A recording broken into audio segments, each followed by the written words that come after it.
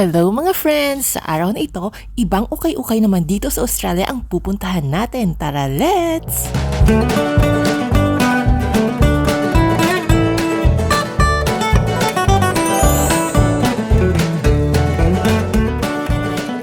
Ayan, andito na tayo ngayon sa Victory Op Shop.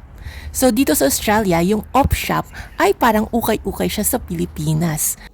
At itong Victory Op Shop ay isa siya sa pinakamalaking ukay-ukay dito sa bayan namin. Pero medyo mahal nga lang kumpara sa ibang mga op shops dito. Pero magaganda naman kasi ang mga karamihan sa mga binibenta nila dito.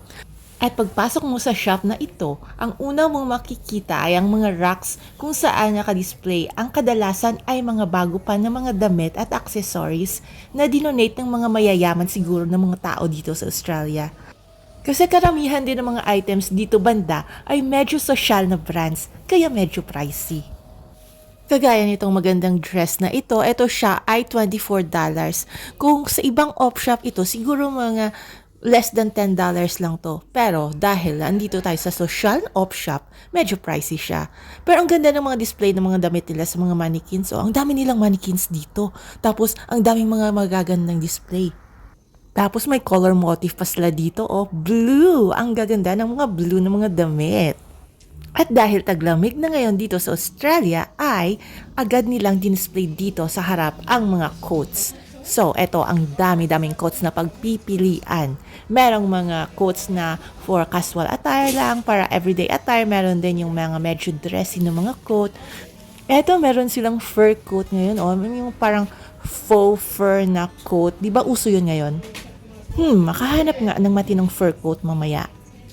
Dito naman sa mga matataas na racks na to, naka-display ang mga long dresses. Ang nagustuhan ko dito kasi naka-organize according to sizes yung mga damit. Kaya mas madaling mahanap yung size na gusto mo.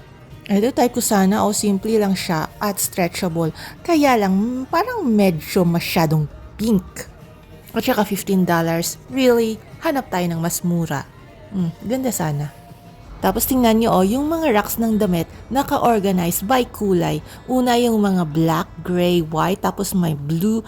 Tapos dito naman sa rack na to, mga earth tones, kagaya ng orange, green, brown, beige, mga ganon. Kagaya ng na-mention ko kanina, tingnan nyo, ang dami nilang mga mannequins na naka-display yung mga damit.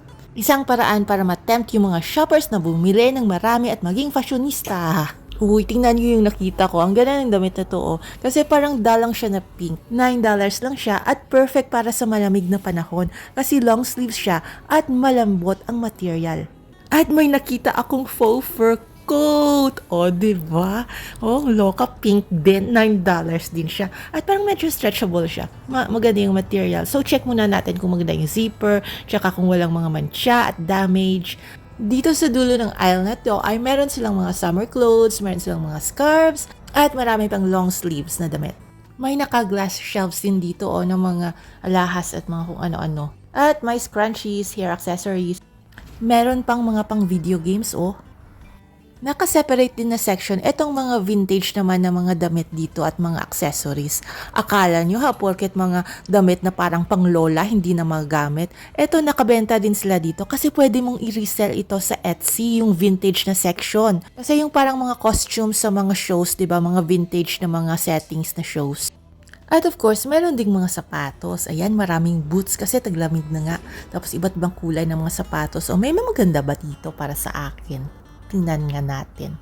Doon sa dulo pang lalaki, pero ito pa. Ang cute nito, Pink na parang cute na sneakers. Anyway, di kasya sa akin ang pink na sneakers. So, pasok na lang tayo dito sa dressing room at isukat etong mga napili kong mga damit. Matingnan nga itong dressing room nila. Ang ganda ng dressing room nila. Ang laki. Tingnan nyo, spacious, Pwede pa akong sumayaw ng pang TikTok dito. So, meron cute na upuan dito para lagyan ng mga gamit mo habang sinusukat mo yung mga damit at may hook sila sa wall. Sabit nga natin. At try natin to. Ayan, ang ganda ng faux fur na jacket. Super komportable siya. Yan. At saka may bulsa pa siya dito sa kanan at meron din siyang bulsa dito sa kabila. So, meron akong panglalagyan ng wallet at ng cellphone na pang vlog. Tapos mataas yung collar niya, so hindi lamigin yung leeg ko pag winter. Ayan, stretchable pa siya.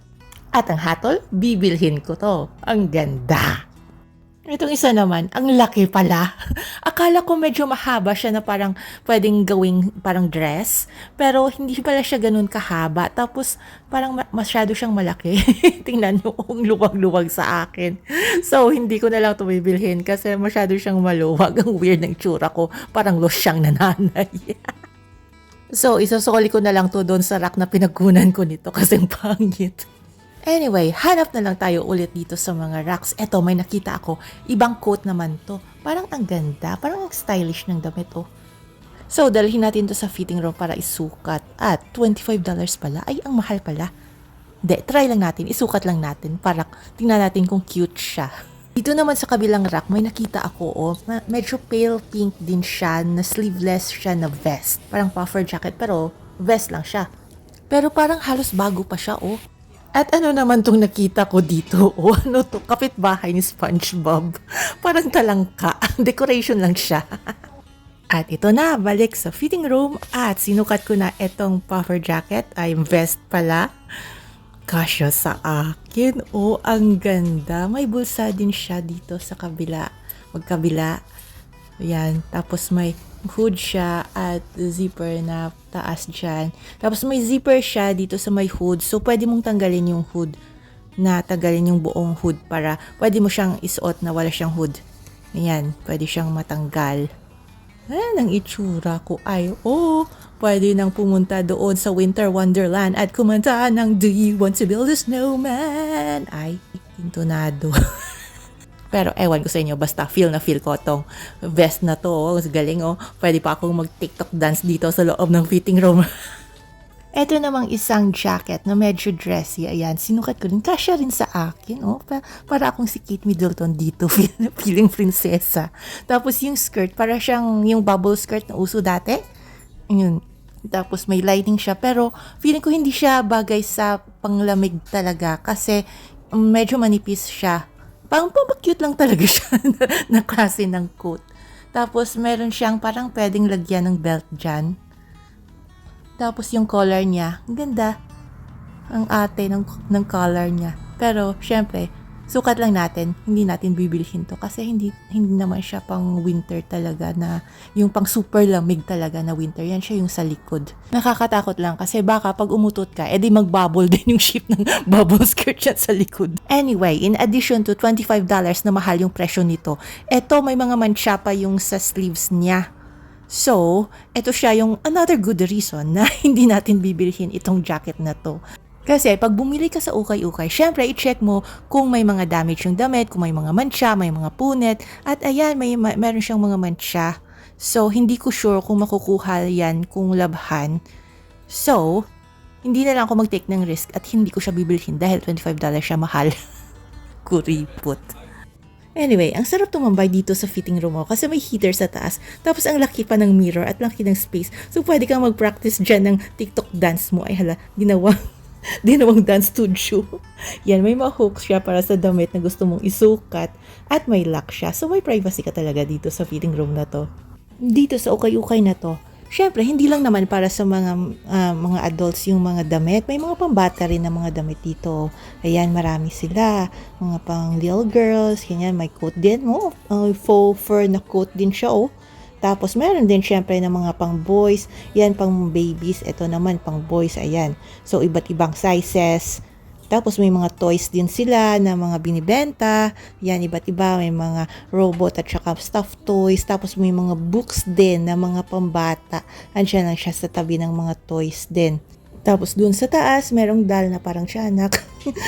Doon naman, dito naman sa kabila, may iba pang mga binibenta dito. Kung ikaw ay isa sa mga Pinoy na ang motto ay Ube is life, halika na dito at bilhin mo itong ube na bag at sapatos. Ayan, ang ganda ng bag na to, kaya lang parang dumi. At ito pa, yung sapatos na to. Cute, parang Barbie girl sapatos. Moving on, dito naman sa likod banda ng ukay-ukay na ito ay meron namang mga pangkasal at mga pang-formal na mga events na mga outfit at mga accessories. So dito mga damit na mga pang-prom, mga accessories, pang mga jewelry. At may mga wedding gowns din. Ayan.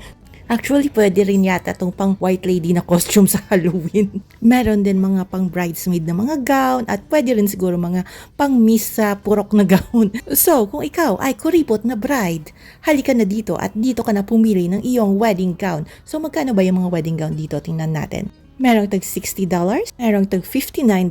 Ang ganda nito, yung mga beads pa at mga kung ano-anong design. At meron ding $100.